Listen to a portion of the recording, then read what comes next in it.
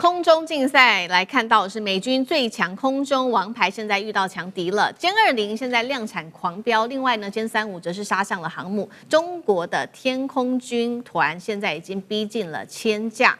另外，等一下也會來關心中國大陸的出手卡脖子之後，美國的8萬個零件，有關於軍工的零件恐怕會受到制走。等一下就這些議題會做一個深度的剖析。先來看中美之間的第5代戰機的較量。過去我們都知道，美國呢靠着它的 F-22還有它的 F-35強勁的空中的優勢，被視為是美軍最核心的優勢。但是現在受到的挑戰就是來自於中國大陸的殲20了的戰機。我們今天會來做深度的剖析哦。美國先提出了一個很有爭議點的事情，他認為中國大陸呢，你在早期不是取得了 F-117逆中戰機殘骸之後，你可能錯誤理解美國逆中技術的核心了，導致你後來呢，中國大陸在生產殲20、殲35的時候，包括了在雷達的這個反射控制、紅外線特徵等等，存在先天的一個限制。美國長期強調的是逆中的技術。是不是單純的讓戰機消失而已，而是降低敵方雷達跟指揮系統跟防空網絡的一個反應的能力？但是問題是，這是美國強調的啊，這是中國大陸走的路嗎？答案好像不是這樣。目前看來，北京並沒有要模仿美國的意思，它走的是第5代機完全不一樣的一個模式。殲20追求的是什麼？趕快來帶觀眾朋友來看。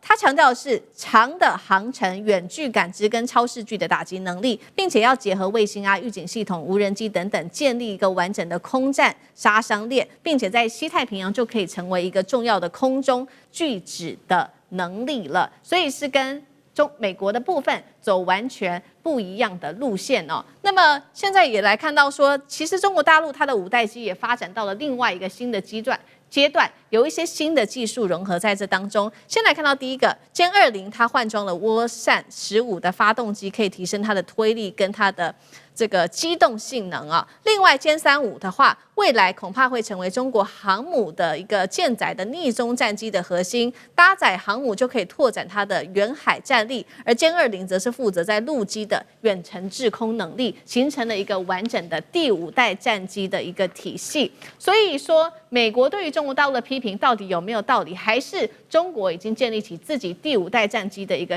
空戰新模式？幹哥怎麼看？這是美國空軍自己本身內部的一項評估文章，他們認為說，那個殲20在中國而言是劃時代的一個空軍的空中武器，對不對？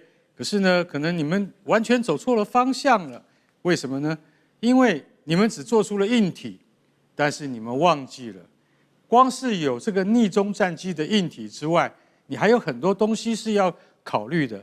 不是你做出了這個硬體之後，你就可以打遍天下無敵手。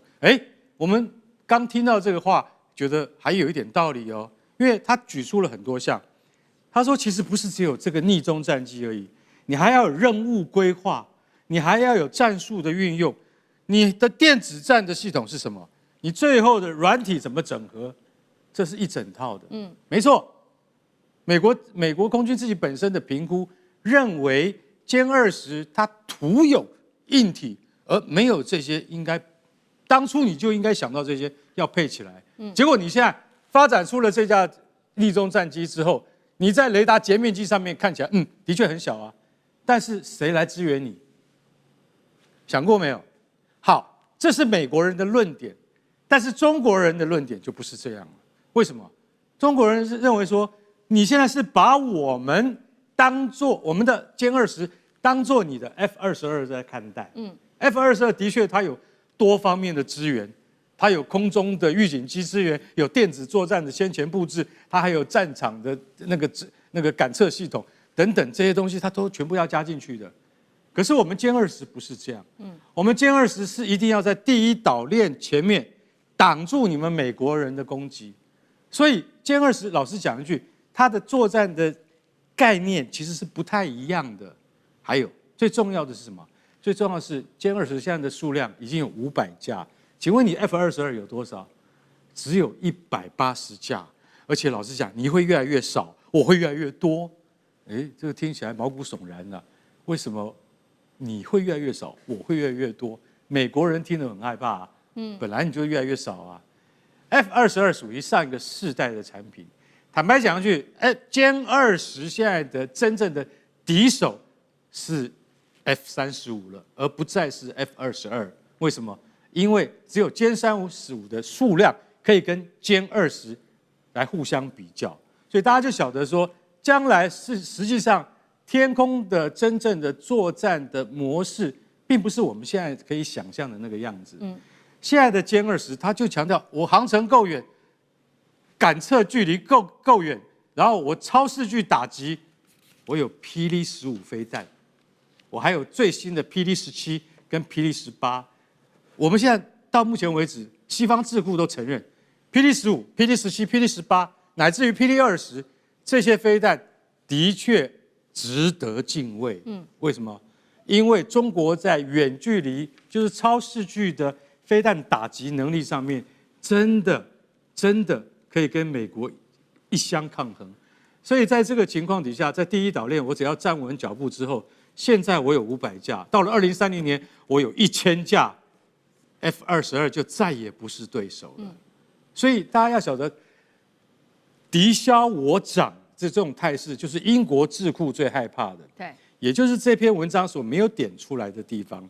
你要曉得，如果說中國人現在只知道在硬體上面去打贏，而忘記了軟體，但是你要想想看，再過5年之後，中國人的軟體會進步到什麼狀態？你一樣不能夠率先去評估它。所以我覺得這是一個長時期的對抗跟作戰。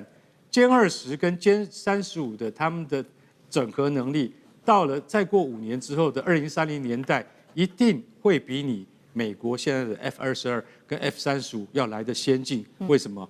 因為敵消彼長。就是這個道理。好，不只是技術上面，中國大陸跟美國比可能會比較先進。另外就是干哥剛剛特別幫我們提到有關於這個產量的部分，現在也是美國比較難跟上的部分。因為呢，剛剛講到了嘛，殲20，英國這邊說可能2030年就會達到1000架，中國大陸的部分，那靠的是什麼？其實現在呢，靠的就是大陸的這一間成都飛機工業，它呢使用的這個是黑燈工廠，就是說24小時不斷的在量產它的殲20透過的是自動化跟人工系統，這個生產值大幅提升，大約150%。相對來說，我們看到 F-22，因為這個成本真的是很高，那生產線也暫時因為生產線不夠，所以關閉，到現在大概只有180多架而已。那部分的這個美國的 F-35，我們也來看到，現在部署在日本、南韓、印太地區，預估2040年前會超過1700架的交付。但是整體來說，這個對於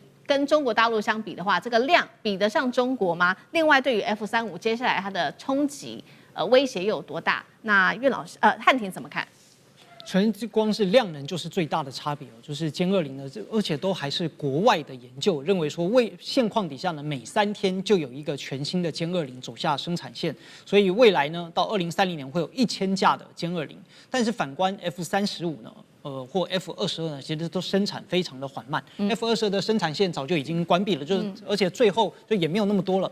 F-35雖然乍看之下全球的量也不少啊，但第一個它本身的量也比不過殲20，而且 F-35它是要分散給全世界，就很多國家都要去買 F-35啊，也包含我们中華民國也要跟着買。那麼它是分散下去的，而所謂的殲20呢，它完全就是針對的保護着中國大陸來的，因此呢，光從量級上就是一個極大的差異。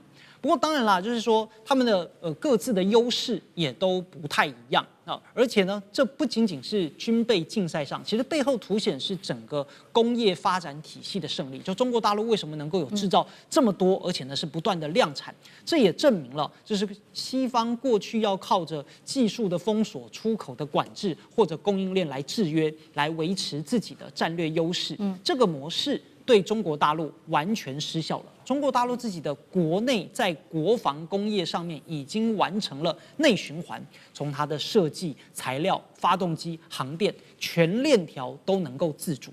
但反而呢，是中國大陸對於西方的武器還可以有稀土的管制來卡西方的脖子。但是呢，反觀美國是沒有辦法來針對說，哎呦，那個你如果繼續造殲20，你如果繼續造6代戰機，美國想辦法卡脖子，卡不了。這才是在未來的這個狀況。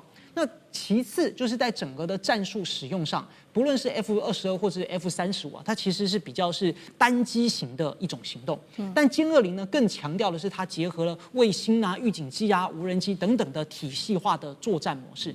因此，未來其實在中國大陸的沿海這一塊，我們說就空中上面的實力，如果到了2030年，先不問會不會發生或打不打得贏問題，而是說美國可能也沒那麼多的武器要來跟大陸打。好，那美國現在看到中國大陸它的戰機等於是在快速的擴產嘛，那所以川普現在也很緊張，他就說我們不應該使用中國的不管是稀土、它的礦物啊、供應鏈等等，應該要做一個是全美國我們自己專屬的一個供應鏈。但是現在呢，最新有一個數據也特別顯示說，如果說美國你真的不使用中國大陸的稀土的話，尤其是中國大陸现在又卡稀土，美國的脖子卡稀土的話，影響的是美國8萬件的零件都會被制走啊，它的8萬件的武器零件都會因此被制走，這是第一個消息。第二個消息是，這個現在呢，中國大陸還掌握9成無人機的制造等等，沒有了中國供應鏈，美國撐得下去嗎？那苑老師又怎麼看？哎，這個東西是這個樣子哈，這個我告訴大家一個數字了哈。我們要先講一個前提了，你說戰鬥機啊，做廣告看起來多帥多這個啊，你不實際上打一打，你根本都沒辦法做判斷了。啊，這個實戰經驗非常重要。現在大家都沒把握，就沒辦法開實戰。那就是去年的5月7號的話呢，這個巴基斯坦好好修理一下印度的戰機，終於得到了那個是殲10了啊！就大家用這個邏輯來推理。但是我跟大家講一個非常具體的，就剛剛提到了很多的F-35，一架 F-35需要430公斤的稀土。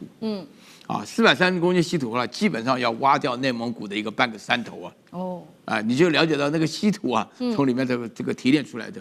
所以在這種情況下的話呢，我覺得這個你剛剛問我的問題來講的話呢，美國可能原先在技術領先到志得意滿，居然把 F-22的生產線停掉了。22生產線停掉的主要原因就是因為太貴了。美國就沒有必要來維持這麼貴的一個飛機。但是現在的話呢，就是殲20的話呢，殲20A 用的是渦扇15的發動機是自己的，然後殲20S 是2個人一起共同協同作戰。那大陸在這邊的話呢，做的準備上，第一個就是稀土上它自己生產，第二個製造的話。